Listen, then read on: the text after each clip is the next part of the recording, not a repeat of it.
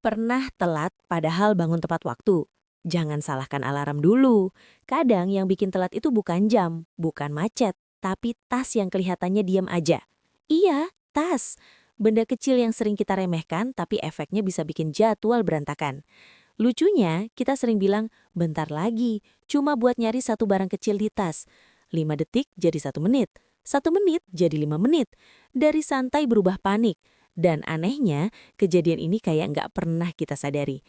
Cerita ini nyata dan sering terjadi di rumah sebelum berangkat, di kos, di kantor, bahkan di parkiran. Banyak orang sudah siap secara fisik, tapi belum siap secara sistem. Semua tertunda hanya karena urusan buka tutup tas. Masalah mulai muncul saat barang kecil seperti kunci, kartu, atau earphone seolah menghilang. Padahal ada di tas itu juga. Kita bongkar, tutup lagi, bongkar lagi. Waktu jalan terus, emosi naik pelan-pelan. Sebagian besar tas dibuat fokus ke tampilan luar, bukan ke kebiasaan orang yang sering buru-buru. Ruangnya besar tapi nggak teratur. Semua barang numpuk di satu tempat, jadi saat dicari malah makin susah ketemu. Fakta menariknya, banyak orang buang beberapa menit setiap hari hanya buat nyari barang di tas. Kalau dikumpulin, waktunya bisa jadi berjam-jam dalam sebulan.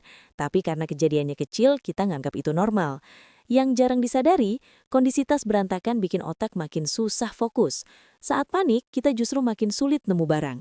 Makanya, makin dicari, makin nggak ketemu. Bukan karena ceroboh, tapi karena sistemnya nggak mendukung.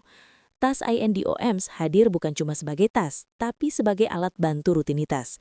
Ruangnya jelas, penempatan barang konsisten dan mudah diakses. Sekali buka, langsung tahu apa ada di mana. Hemat waktu tanpa harus mikir keras.